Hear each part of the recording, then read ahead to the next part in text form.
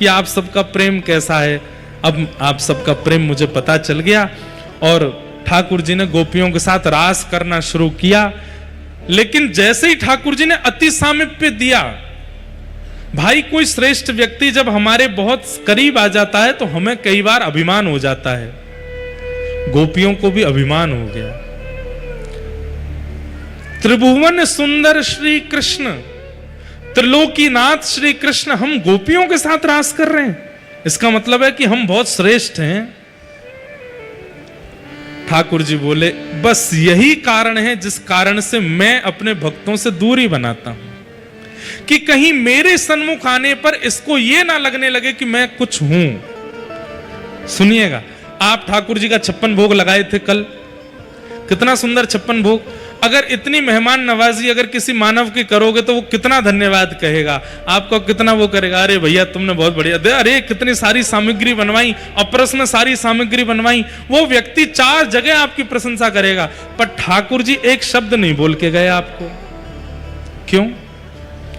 ठाकुर जी को ये भय रहता है।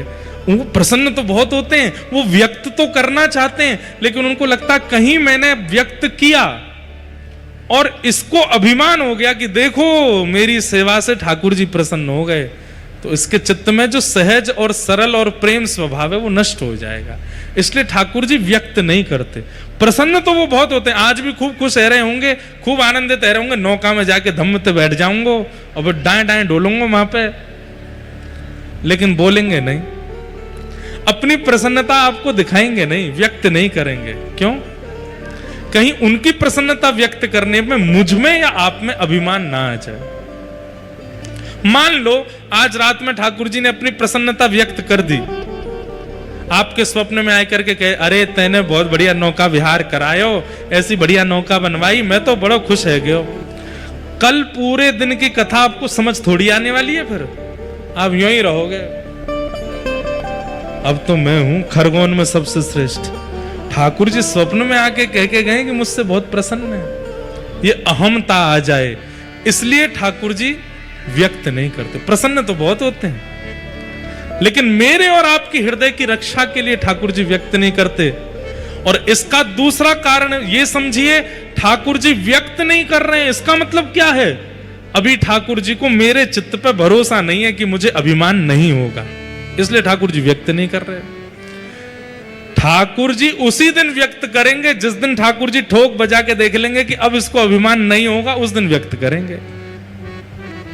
अभी व्यक्त नहीं करते हैं, इसका मतलब उन्हें मुझ पे भरोसा नहीं है। उन्हें यह लगता है, मैं अपनी बात कह रहा हूं, ठाकुर जी मुझे कुछ अनुभव करा देंगे तो मैं दूसरे दिन कथा में आके सुना दूंगा, इसलिए ठाकुर जी बताते ही नहीं। अनुभव तो बहुत होते हैं। हमारे मान की चिंता है ठाकुर जी को कि कहीं अभिमान ना हो जाए, इसलिए ठाकुर जी अंतर्मुखी रहते हैं, बताते नहीं। खुश तो बहुत होते हैं वो,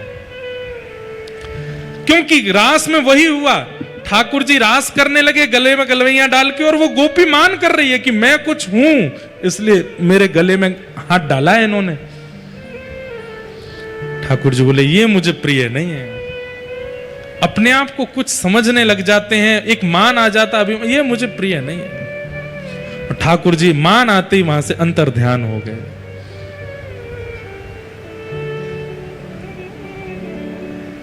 सब गोपियां व्याकुल होकर के ढूंढने लगी, कहां है श्याम सुंदर। हम सोचते थे कान्हा के कुंजन में होगा, हम सोचते थे कान्हा कहीं कुंजन में होगा। अभी तो मिलन का हमने सुख नहीं भोगा,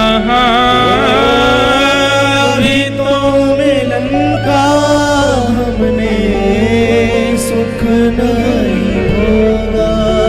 सुन के प्रेम की परिभाषा, सुन के प्रेम की परिभाषा, मन में बंधी थी जो आशा, मन में बंधी थी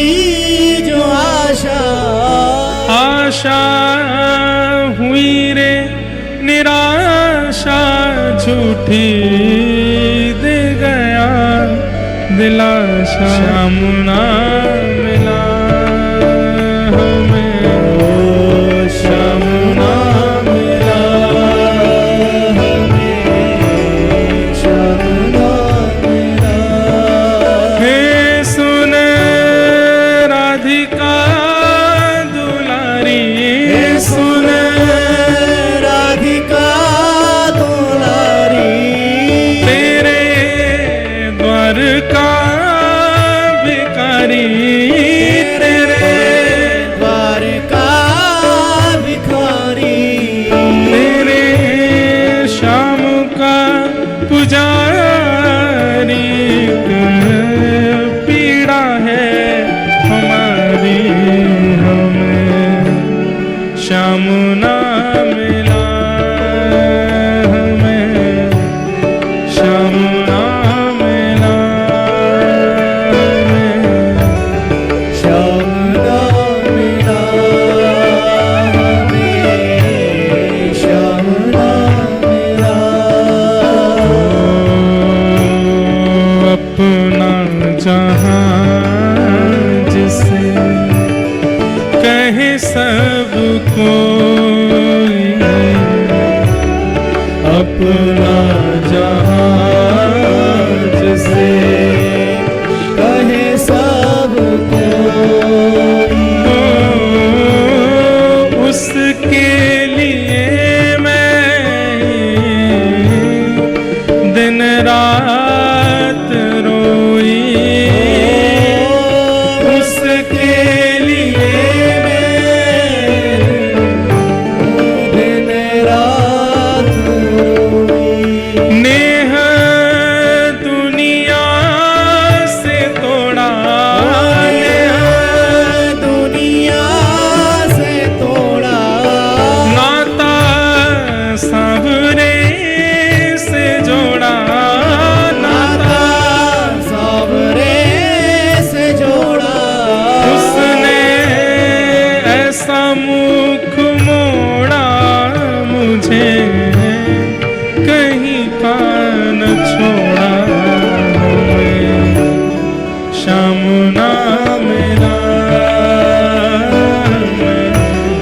श्याम ना मिला हमें श्याम ना मिला हमें श्याम ना मिला सुन राधिका दुलारी राधिका दुलारी सुन राधिका दुलारी तेरे द्वार का भिखारी तेरे द्वार का भिखारी तेरे श्याम का पुजारी एक पीड़ा है हमारी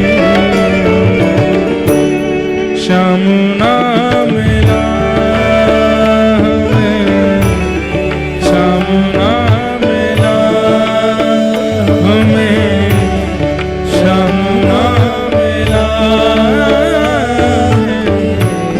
श्याम ना मिला जयति तेधिकम् जमना जह श्रयतन्दिरा सस्वदत्रे दैतदृश्यता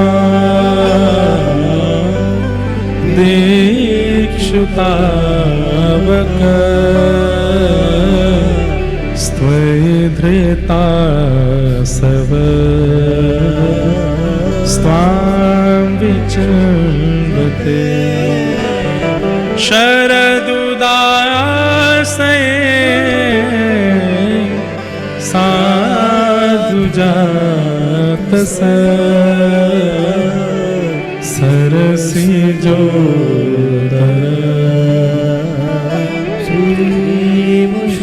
बंधुओं, वास्तव में बहुत ज्यादा जिनके चित्त में इच्छा हो ना कृष्ण दर्शन की, ऐसे राह चलते लोगों से नहीं बोल रहा हूं मैं जो बस हाँ ठीक है हम भी देख लेंगे ठाकुर जी को, नहीं, जो बहुत ही व्याकुल होते हैं चित्त से, जिनको दिन रात बस ये लगती है कि बस हमको कैसे भी ठाकुर जी मिल जाए, उनके लिए एक उपाय बता रहे हैं हम। नवरात्रि आ रही है, गोपियों ने भी श्री कृष्ण प्राप्ति के लिए देवी की आराधना की थी।